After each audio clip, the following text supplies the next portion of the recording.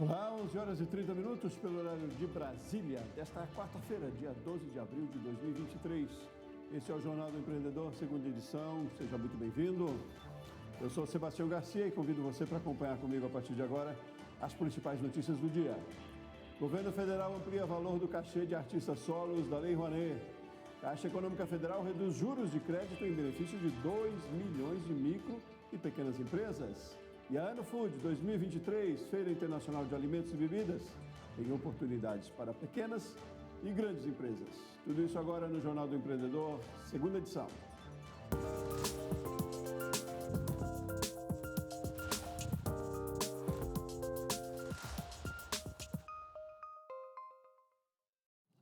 A Caixa Econômica Federal anunciou a redução de até 33% dos juros para as linhas de crédito dos associados à Confederação das Associações Comerciais e Industriais do Brasil.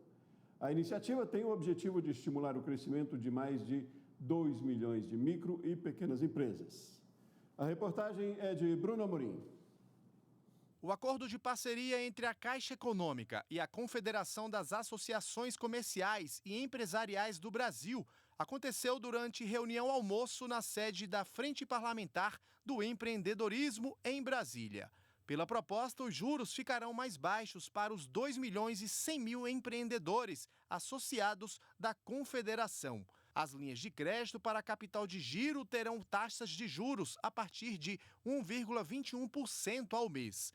Já para a aquisição de máquinas e equipamentos, as taxas são a partir de 1,34% ao mês. Recursos que vão ajudar os pequenos empreendedores. Ele é importante porque, primeiro, é a missão da Caixa investir no empreendedorismo, na microempresa, na pequena e média empresa, porque são elas que geram emprego e crescimento no país. Além das pessoas que são MEIs, né, que atuam também como, de fato, empreendedoras. Então, isso vai de encontro à missão da Caixa, no sentido de que é um banco público que tem que investir e, como eu disse aqui, investir no país para gerar emprego, renda, crescimento. Então, nós estamos cumprindo nossa missão e é uma parceria importante porque a Confederação representa 2 milhões de associados. Então, a nossa tendência aqui é ampliar muito o leque da Caixa e oferecendo condições especiais para esses associados. A presidente da Caixa disse ainda que cabe ao Congresso Nacional aprimorar a lei para facilitar o crédito do Pronamp e a renegociação das dívidas dos pequenos empreendedores. Tema delicado, mas que precisa avançar na casa. Na realidade, o problema da regra do Pronamp é que ele é muito rígido com relação à negociação de dívidas, né? Quem fica inadimplente, por exemplo. Então, a questão da medida de mudar a lei, ela pode ajudar o banco a renegociar essa dívida com as pessoas. Então, muitos beneficiários, muitas empresas avaliam que o problema é no banco, e na realidade não é. É a lei que é rígida e que não nos permite ampliar o prazo, por exemplo, renegociar um novo prazo para esse empréstimo. A Caixa Econômica não pode fazer nada além do que o que está preconizado em lei. E foi isso colocado pela presidente da Caixa hoje, a presidente Rita, que se houver uma flexibilidade na negociação por lei, ela pode adotar em auxílio, em socorro às micro e pequenas empresas que estão hoje com extrema dificuldade de quitarem as suas parcelas do Pronamp. E é possível avançar? Claro, vamos avançar e vamos trabalhar para que a gente possa dar uma resposta o mais rápido possível a esses financiamentos. Outra boa notícia é que os associados da CACB vão contar também com taxas de juros diferenciadas na contratação do Girocaixa FAMP, uma linha de capital de giro sem destinação específica e que dispensa a apresentação de garantia pelo tomador. O empréstimo é destinado para microempreendedores individuais, microempresas e empresas de pequeno porte, com faturamento até 4,8 milhões ao ano, com taxas a partir de 1,87% ao mês. O único sistema capilar no Brasil é o sistema associativo das associações comerciais, que é o único que é capaz de atingir a ponta, porque nós somos municipalistas. A associação comercial, e são 2.300 associações pelo Brasil, ela é municipalista. É ali que as coisas acontecem. É ali que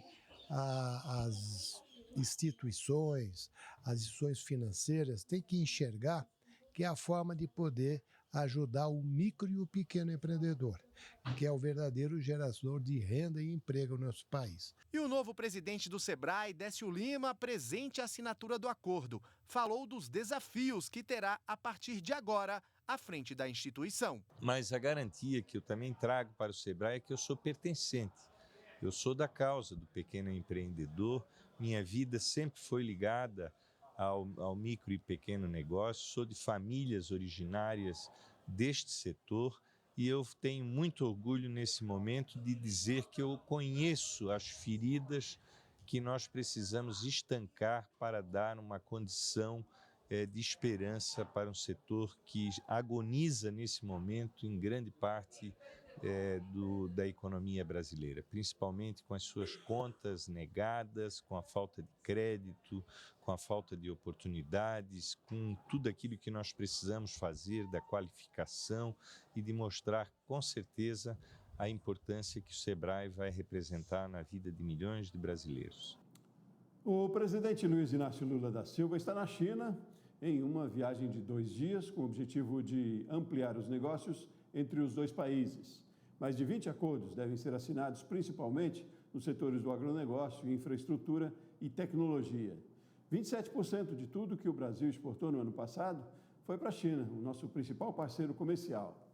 E aí, em outro ponto do continente asiático, uma missão de empresários brasileiros também discute oportunidades de negócios. Eles estão no Cazaquistão. O jornalista Felipe Vieira, enviado especial do Grupo Band, entrevistou o embaixador do Brasil no país sobre a importância desses encontros bilaterais. Vamos conferir. O Brasil precisa crescer, precisa exportar. O Cazaquistão também, até pela dimensão da sua população, precisa muito disso. Exporta bastante recursos naturais, importa muito de tudo mais. No que diz respeito a bens industriais, desde papel higiênico, passando por automóveis e até aviões, nós, aliás, já fornecemos alguns aviões para a Air Astana aqui, eles têm recursos para comprar tudo e procuram se modernizar ao máximo, de modo que no que tiver de disponibilidade da nossa indústria e eles tiverem interesse em absorver, há espaço para uma maior presença nossa aqui.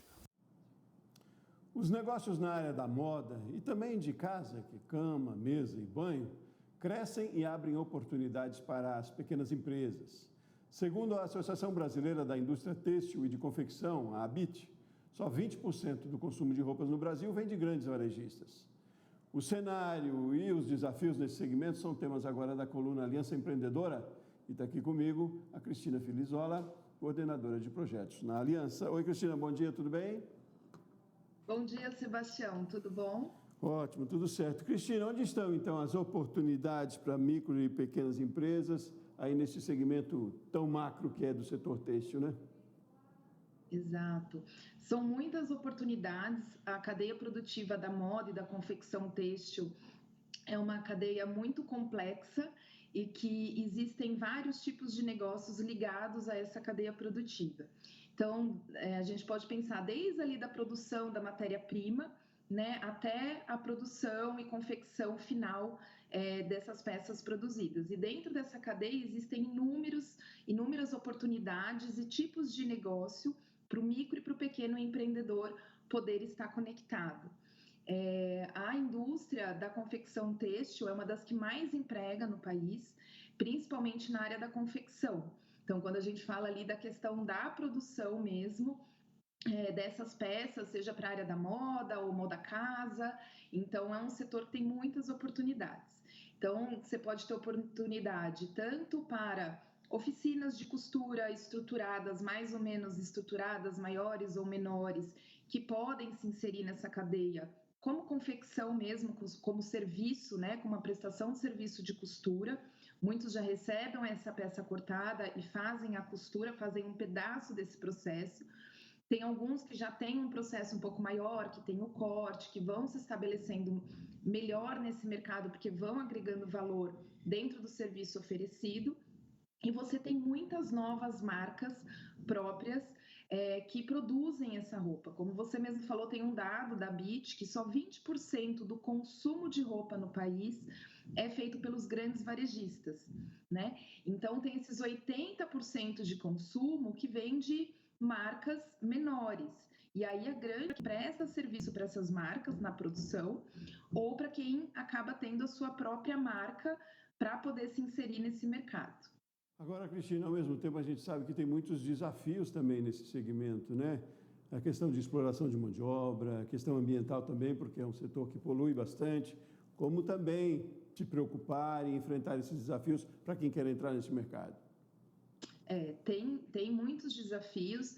A cadeia produtiva da moda, principalmente quando a gente vai olhar para essa questão da produção das oficinas de costura, tem uma exploração muito grande, uma precarização do trabalho muito grande.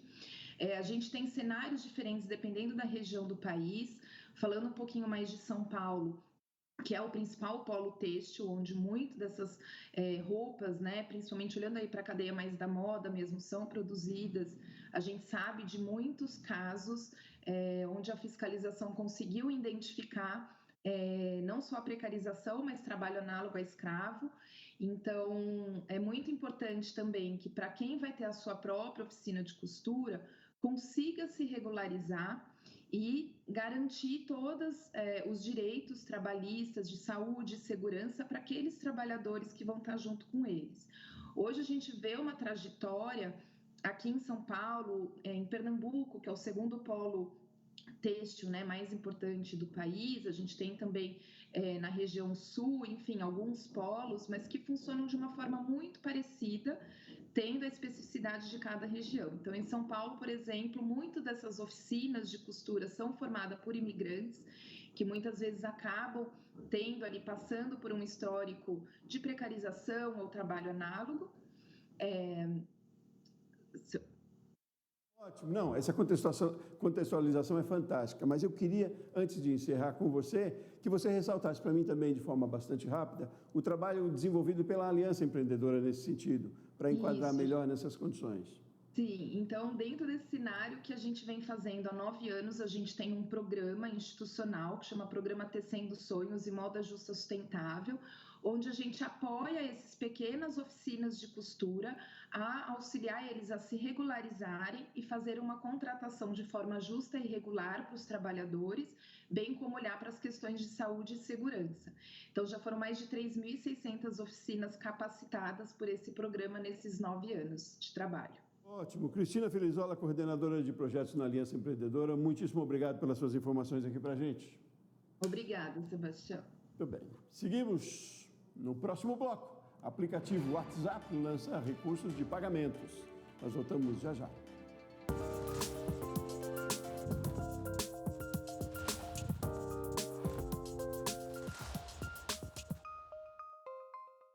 Quinze para o meio-dia, agora pelo horário de Brasília. Nós estamos de volta e ao vivo com o Jornal do Empreendedor, segunda edição. A partir de hoje é possível pagar contas dentro de uma conversa no WhatsApp. Trata-se de um recurso para comprar e vender sem precisar acessar sites ou abrir aplicativos. A operação é possível usando cartões de débito, crédito ou pré-pagos das bandeiras Mastercard e Visa emitidos pelos bancos parceiros do serviço. Pequenas empresas que usam o app ou o aplicativo WhatsApp Business, podem vincular um parceiro de pagamento compatível como o Cielo, Mercado Pago ou Rede e criar um pedido dentro do aplicativo para aceitar pagamentos de clientes. Os números dos cartões são criptografados e armazenados e o usuário deve criar um PIN de pagamento e usá-lo para cada transação. A Anfood 2023, Feira Internacional de Alimentos e Bebidas, reúne mais de 300 expositores em São Paulo. E é uma vitrine de novidades e oportunidades, como mostra o repórter Gustavo Carvalho. Um universo chamado alimentos e bebidas, o setor que representa 20% de todo o produto interno bruto brasileiro, está reunido em São Paulo para a 4ª edição do Anfood Brasil. Se a gente analisar essa indústria de 40 mil empresas que é hoje no Brasil, você tem chances para todo mundo. Só que o pequeno e o médio, o micro, ele tem um pouco de dificuldade de encontrar aonde colocar o produto dele, como fazer. Ele não tem uma grande equipe de venda, ele não tem um sistema digital que atende todos os mercados. Então, ele estando aqui, ele vai conseguir fazer essa conexão que ele não tem essa facilidade, tendo leads e vendas para talvez o ano todo. Pode ser grande ou pequeno, não importa o tamanho. Aqui o que vale são produtos com a qualidade esperada pelo mercado, soluções e boas ideias como a do Natan. O coordenador comercial representa uma empresa de Juiz de Fora, Minas Gerais, de quase 4 décadas, que produz condimentos, molhos e temperos.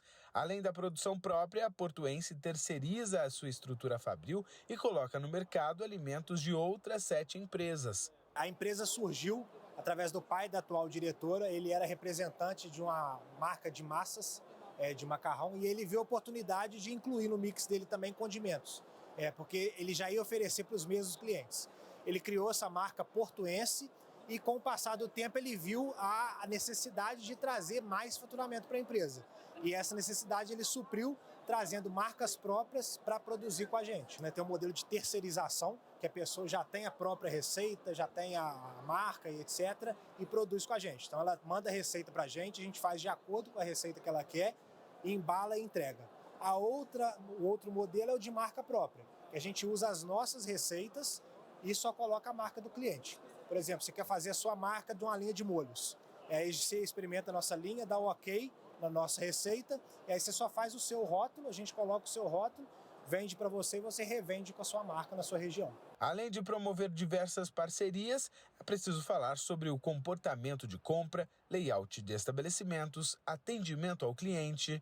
Bom, gente, em feiras como essa, geralmente tem estandes imersivos como esse aqui, que reúne diversos expositores com foco em supermercados. Tem máquinas profissionais, balanças, telas para colocar ali os alimentos expostos com cardápios. E olha só que legal, tem até a apresentação de uma padaria, que além de trazer como expor cada produto em seu local, olha só que bonito, o visual é incrível, dá vontade de comprar tudo que está aqui, né? Também evidencia a importância de um bom atendimento, que claro, tudo isso faz sim a diferença no resultado final, para fidelizar o cliente. A gente tem 90 horas de conteúdo em mais de 6 auditórios. Um muito importante é o Congresso de Supermercados de Bairro. Ele sim mostra para o pequeno supermercado como fazer para ter melhor rentabilidade, vender melhor. Inclusive, dentro dele tem um curso só de açougue, que é uma área muito importante que traz um retorno muito grande para o mercado. Então, se ele souber apresentar melhor a carne, cortar melhor e vender melhor, ele vai ter uma renda melhor e, com isso, ter mais visitantes na loja dele. O governo federal aumentou o teto do cachê de artistas solos da Lei Rouanet. O valor passou de R$ 3.000 para R$ 25.000. O montante pode ser captado por iniciativas privadas pelo produtor, que é microempreendedor individual, que também subiu. Será de até R$ 6 milhões e não mais de 4 milhões. Criada em 1991, a Lei Rouanet autoriza produtores a buscarem investimento privado para financiar iniciativas culturais. E aí, em troca, as empresas podem abater parte do valor investido no imposto de renda. Um estudo do Observatório Itaú Cultural mostra o potencial da cultura e das indústrias criativas no Brasil. Em 2020, o segmento movimentou o equivalente a 3,11% do PIB nacional. Eu converso sobre esse cenário e as perspectivas de negócios para empresas com Israel Alves Jorge de Souza, gestor de projetos do Sebrae, que está aqui do meu lado. Bom dia, Israel, tudo bem? Bom dia, tudo certo? Tudo certo, obrigado pela sua disponibilidade de conversar com a gente. E eu queria começar quase que conceituando ou definindo o que é economia criativa nos dias de hoje. Ok, eu achei interessante, inclusive, esse destaque aí da economia da cultura, nesse título aí desse recorte do PIB, porque, de fato, eu queria destacar isso hoje. A gente tem, há vários anos aí, vem falando de economia criativa e tudo mais, mas há um certo fenômeno de incluir muitas coisas nesse pacotão aí, e a gente sabe que aí fica mais difícil fazer o recorte, Por exemplo, outros mapeamentos que colocam outros segmentos diferentes desses também que foram aí feitos pelo Itaú Cultural, considerados pelo Itaú Cultural. Então, rapidamente, assim, se a gente for analisar o histórico, a um DNA, uma essência na economia criativa muito voltada à arte e à cultura. Por isso que eu destaquei a cultura aí. Então, desde o centro ali que a gente chama, que é literatura, artes cênicas, música, você vai expandindo um pouco mais, você pega mídia impressa, edição, rádio e TV, a gente está aqui, hoje os criadores de conteúdos, youtubers, você vai expandindo mais, você pega patrimônio, até chegar em publicidade, por exemplo, né? Arquitetura, moda, mas veja, sempre com esse DNA, essa pegada, vamos chamar assim, subjetiva, artística e cultural. E ainda assim, empresas que não são exatamente desse segmento também podem se beneficiar de alguma maneira com a economia criativa, não é? De que maneira? Com certeza. É o que eu destaco aqui nesse capítulo do livro. A economia criativa a gente não pode confundir ela com qualquer tipo de inovação, exatamente porque senão a gente pega, por exemplo, biotecnologia, que é uma questão considerada, por exemplo, no mapeamento da Firjan, né? Aqui, por exemplo, a gente também pegou no Itaú Cultural questão de qualquer tipo de software, e aí já foge um pouquinho dessa questão do DNA, né? Agora, independentemente desse recorte, né, é interessante que esse DNA da economia criativa ele transborda para qualquer empresa. Por que eu digo isso? Porque hoje a gente vive, de fato, cada vez uma valorização maior desse aspecto estético, a gente até vê gente falando em capitalismo estético hoje, e das dimensões imateriais do consumo. O sonho, o estilo, a narrativa, tudo isso envolvendo produtos e serviços, e isso é uma herança desse crescimento da economia criativa. Isso pode transbordar para outros setores. Então eu posso trabalhar com esse que eu chamo aqui do art thinking, ou seja, o pensamento do artista, né? Porque, de fato, a economia criativa confunde muito a figura do próprio empreendedor com o negócio dele, por essa objetividade, né? Então eu posso levar isso, obviamente, aproveitar esse movimento de expansão para inovar qualquer momento, ou seja, levar esse pensamento do artista para outras áreas. Bom, você fez referência ao livro, né? O livro a gente já citou aqui outras vezes, Virada, como reinventar seu negócio em tempos de incerteza. Você tem um artigo no livro, né? Com o título Como a economia criativa vem entrando no mundo do negócio, como pode transformar a sua empresa também. E aí, o que você usa no livro, que é o renascimento do renascimento. Alguns autores consideram, eu usaria esse novo renascimento ou renascimento do renascimento. Renascimento, para quem lembra das aulas de história, é 20, do modo, né? Em que a gente tinha um caldeirão de arte e cultura permeando todas as inovações naquela época, né, que foram muitas em diversas áreas. Hoje a gente vive isso, acabei de falar, né, que a gente está com essas dimensões materiais do consumo permeando muita coisa. Então, eu digo que a gente viveria esse novo renascimento no sentido de ter essa arte e cultura permeando tudo e podendo aproveitar para não diferentes. Então, eu diria para o empreendedor, sendo bem prático, que com certeza continue focando na questão da dor do cliente, de forma objetiva, né, no que foi pesquisado, no que foi visto de oportunidades, mas, e esse é o ponto que eu destaco aqui, não se esqueça do potencial, seja seu do empreendedor, seja do colaborador, de também olhar para si, né? E além do design thinking, que você olha muito para a questão do cliente, da dor do cliente, olhar para si e tentar exercitar essa criatividade que vem de forma intrínseca mesmo, muitas vezes nos surpreende com inovações extraordinárias que às vezes não estavam ali pairando no mercado, digamos assim, né? A gente tem aí uma ferramenta que ajuda muito, ou enfim, o contexto, que é a tecnologia, como você já fez referência, né? Mas cada vez é mais fácil transparecer os valores, enfim, os objetivos que se quer também dentro da economia criativa, né? Então, está muito aliada a economia criativa aí com inovação e com tecnologia também. A tecnologia, eu não diria que a tecnologia é sinônimo de economia criativa, tudo que tem tecnologia, até porque, por exemplo, alguns mapeamentos colocam TICs, né, como economia criativa, mas eu diria de fato que a tecnologia ela potencializa esse DNA da economia criativa. E eu também enfatizo para empreendedores, para gestores, enfim, exatamente isso. Utilize a tecnologia para potencializar a sua criatividade e não para substituí-la. Ou seja, de fato, às vezes a gente mergulha em ferramentas e tudo mais tecnológicas e, às vezes, pensando em escala, na dor do cliente e tudo mais, esquece, de fato, de que o ser humano que é, de fato, a fonte real da criatividade, então não perder essa característica subjetiva e individual mesmo de cada um. Porque o ser humano, ou gente nas empresas, são o principal ativo hoje, né? E aí, quando a gente fala de inovação, por mais que remeta à tecnologia, mas é preciso entender que ela é uma ideia colocada em prática, né? Não necessariamente passa por essa ferramenta toda, não é?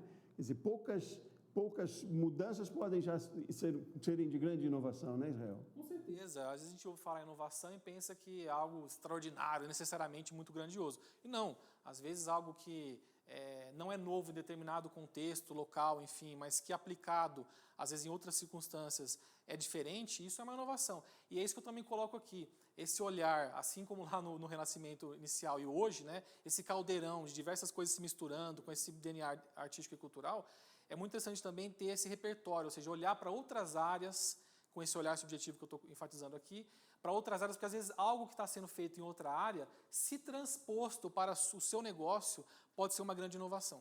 Precisa entender isso, como diz o livro, como uma virada de bons negócios. Israel, muitíssimo obrigado pela sua participação aqui com a gente, parabéns pelo material no livro, né, o livro A Virada, que está em livrarias de todo o país, virtualmente também, né, Israel? Sim, e-book. É produzido pelo Sebrae, com vários outros artigos e outros profissionais também. Israel Alves Jorge de Souza, gestor de projeto Sebrae, muito obrigado mais uma vez. Eu que agradeço. Muito bem, assim a gente termina essa edição do Jornal do Empreendedor. Outras notícias ao vivo aqui de Brasília, você acompanha na edição das 7h30 da noite. Uma ótima tarde para você, ótimos negócios e até mais.